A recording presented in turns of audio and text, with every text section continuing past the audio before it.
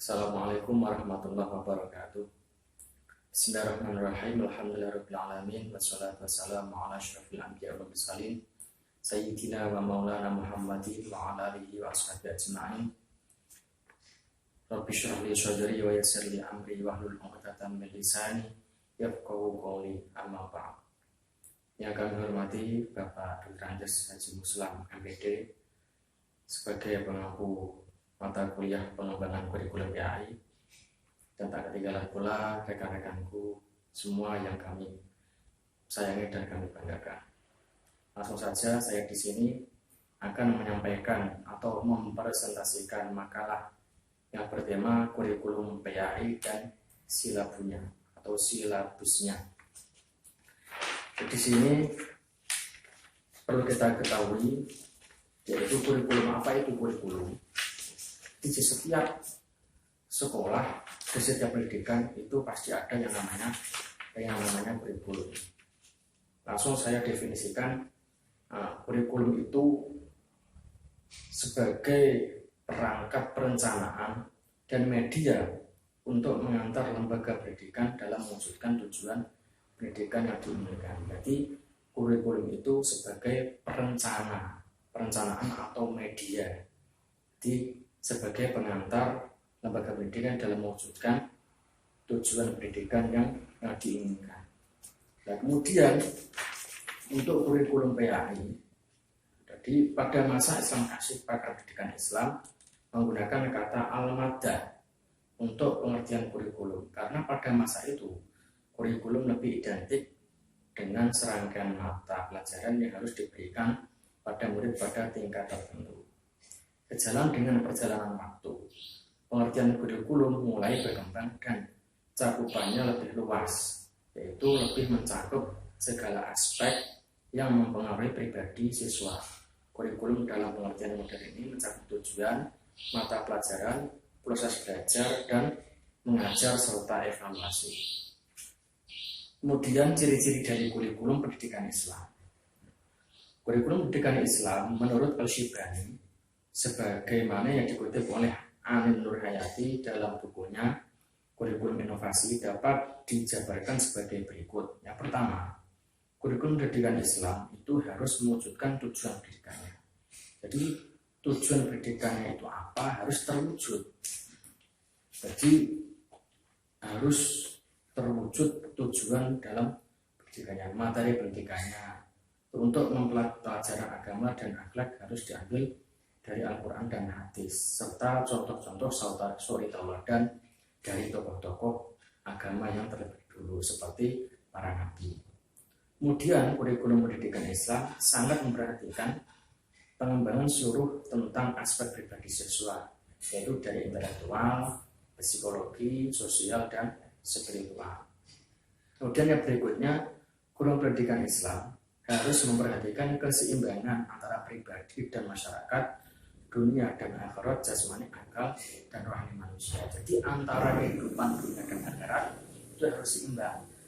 Antara pribadi dan masyarakat itu harus seimbang, tidak boleh menonjolkan salah satunya. Itu salah satu dari ciri-ciri kurikulum pendidikan agama Islam.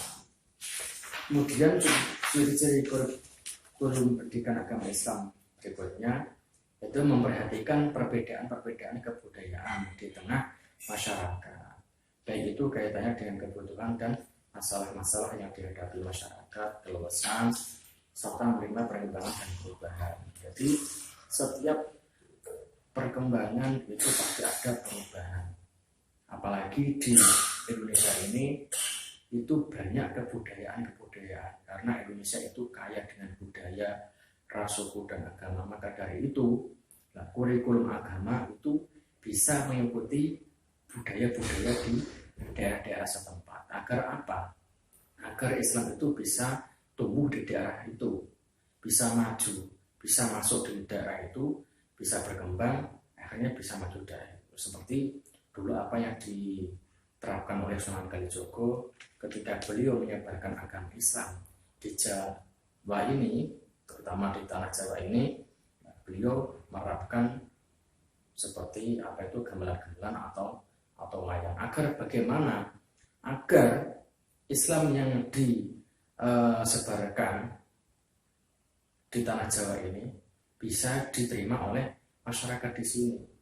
Kalau tidak seperti itu, seandainya Sunan Kalijogo menerapkan atau menyebarkan agama Islam melalui metodenya di daerah Timur Tengah atau daerah Arab, maka sampai sekarang tidak akan sampai di sini agama Islam itu, karena kebudayaan di Jawa beda dengan budaya dengan di Arab. Nah, kemudian kurikulum pendidikan Islam juga memiliki keserasian atau kesesuaian perubahan zaman, memperhatikan keseimbangan berbagai aspek ilmu pengetahuan. Kurikulum yang disusun sesuai dengan bakat dan minat peserta didik, bersifat dinamis, fleksibel, yakni sanggup menerima perkembangan dan perubahan apabila dipandang perlu. Kemudian isi kurikulum pendidikan Islam. Materi pembelajaran yang terdapat dari kurikulum pendidikan Islam pada masa sekarang nampaknya semakin luas. Jadi semakin luas sekarang itu. Hal itu karena dipicu oleh kemajuan ilmu pengetahuan, teknologi, dan budaya. Selain itu, juga semakin beratnya beban yang ditanggung oleh pihak sekolah sebagai penyelenggara pendidikan. Sebagaimana dikutip oleh Al-Aqrashi bahwa kurikulum pendidikan Islam terbagi dalam dua tingkatan, yaitu tingkatan pemula atau dinamakan manhaj ibtidai yang mencakup materi kurikulum pemula, difokuskan pada pembelajaran Al-Quran, pembelajaran Al-Hadis, dan tingkatan atas atau dinamakan manhaj ali, yakni kurikulum yang mempunyai dua kualifikasi, yaitu ilmu-ilmu yang berkaitan dengan zatnya sendiri, seperti ilmu syariah yang menyangkut fikih, tafsir, hadis, ilmu kalam, dan ilmu-ilmu yang ditujukan untuk ilmu-ilmu lain, bukan berkaitan dengan zatnya sendiri, seperti ilmu bahasa, matematika, dan mantek. Al-Ghazali membagi isi kurikulum pendidikan Islam dengan 4 kelompok dengan mempertimbangkan jenis dan kebutuhan ilmu itu sendiri, yaitu ilmu-ilmu Al-Quran dan ilmu-ilmu agama, misalnya fikih, tafsir, dan sebagainya. Kedua, ilmu bahasa sebagai alat untuk mempelajari ilmu Al-Quran dan ilmu agama. Yang ketiga, ilmu-ilmu fardu kifayah seperti matematika, kedokteran, industri, pertanian, dan lain-lain. Yang keempat, ilmu-ilmu beberapa cabang ilmu filsafat. Kemudian pengertian berikutnya kami jelaskan, itu silabusnya. Pengertian silabus. Istilah silabus dapat didefinisikan sebagai garis besar, ringkasan, ikhtisar, atau pokok isi materi pelajaran. Silabus adalah rancangan pembelajarannya berisi rencana dan ajar mata pelajaran tertentu pada jenjang dan kelas tertentu sebagai hasil seleksi, pengelompokan, pengurutan, dan penyajian materi kurikulum. Dalam konteks kurikulum 2006, silabus adalah rencana pembelajaran pada suatu kelompok mata pelajaran dengan tema tertentu yang mencakup standar kompetensi dasar, materi pokok atau pembelajaran, kegiatan pembelajaran, indikator pencapaian kompetensi untuk penilaian, alokasi waktu, dan sumber belajar. Yang kedua, prinsip-prinsip pengembangan silabus. Beberapa prinsip yang mendasari pengembangan silabus antara lain, pertama yaitu ilmiah, yang kedua relevan, yang ketiga sistematis, yang keempat konsisten, yang kelima memadai, yang enam aktual atau kontekstual, yang ketujuh fleksibel, delapan menyeluruh. Kemudian langkah-langkah pengembangan silabus. Yang pertama, mengkaji kompetensi inti dan kompetensi dasar. Yang kedua, mengidentifikasi materi pokok atau pembelajaran.